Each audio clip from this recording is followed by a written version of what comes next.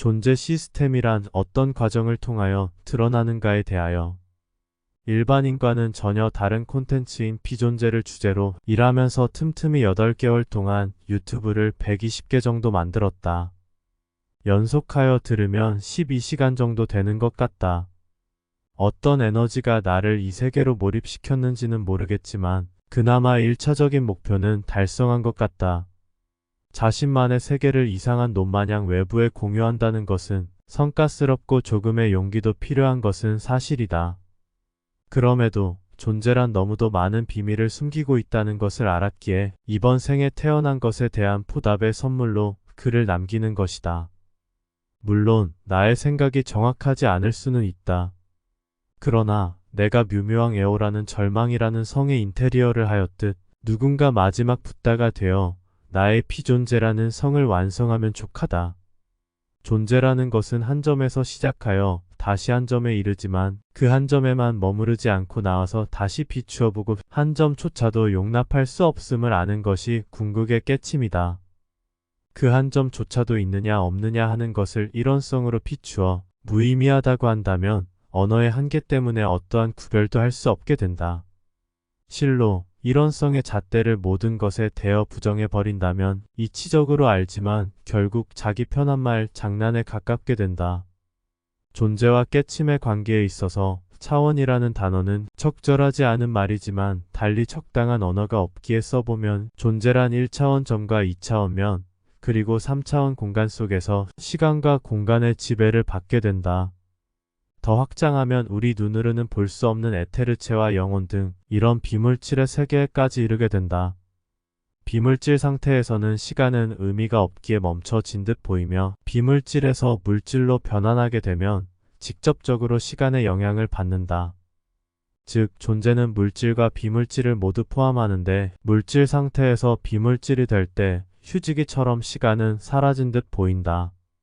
그러나 비물질 상태의 시간은 아예 없는 것은 아니며 무의미할 따름이다. 왜냐하면 불멸의 상태라고 하여 시간이 안 흐르는 것은 아닌 것과 같다. 즉 불멸의 존재에게는 시간이 의미 없는 이치와도 같다. 인류가 살아가고 있는 이 현실에서 3차원에서 벗어나 보이지 않는 세계이지만 존재하고 있는 더 높은 차원의 세계를 본다는 것은 불가능하다. 지금의 차원에서 벗어나 다른 차원을 보려고 하는 것이 깨침의 길이다. 다른 차원으로 가고자 하는 계기가 바로 괴로움인 경우가 대부분이다. 즉 괴로움이라는 주제는 다른 차원의 문을 여는 시작점이 된다. 현실 속 자신의 무지라는 한 점이 분리를 일으키는 것이다. 즉 무명이라고 하는 한 점이 마침내 차원을 넘어 연기를 시작하는 것이다. 결국 깨침의 여러 과정을 지나게 되면 참나와 공성을 알게 되며 무아와 해탈과 열반에 이른다. 이렇게 되면 분리되었던 모든 것은 다시 하나의 점으로 일원화되어 불의 상태에 이르러 여여하게 된다. 그러나 이 상태는 현실인 3차원보다 더 높은 차원이 아니며 현실 자체이며 처음의 점이 다시 원점으로 환원된 것뿐이다. 끝없이 연기하여 다시 제자리를 찾은 것이나 마찬가지이다. 즉 처음의 점이 무지의 점이었다면 나중에 일원화된 점은 여여의 점이다. 그 이외에 달라진 것은 아무것도 없다. 존재를 보거나 존재가 무엇인지를 알 수 없으며 3차원 그 너머의 세계는 드러나지 않으며 알지도 못하게 된다. 마치 불성과 하나가 되어 존재와 합의를 이룬 것과 같다. 그러면 3차원 너머 자신이 더 높은 곳으로 가려면 어떻게 해야 하는가? 일단 보아야 하는데 무엇을 보아야 하며 방법은 무엇인가? 오직 존재를 정확히 들여다보는 방법 밖에는 없다.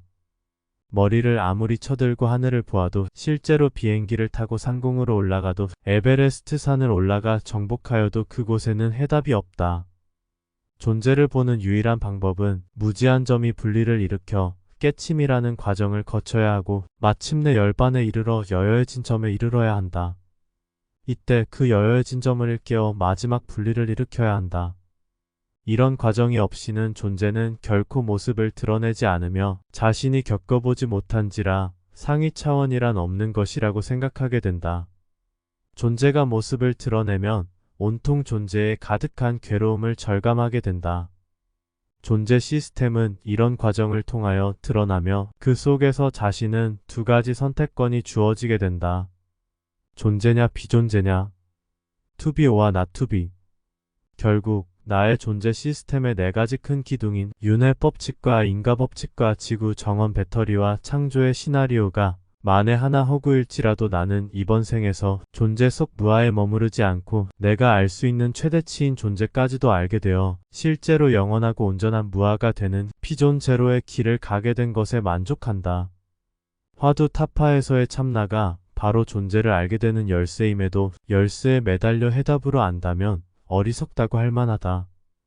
또한 자신의 본체가 존재하면서 온전하지 못한 무아를 목표로 삼는 것도 어리석다고 할 만하다.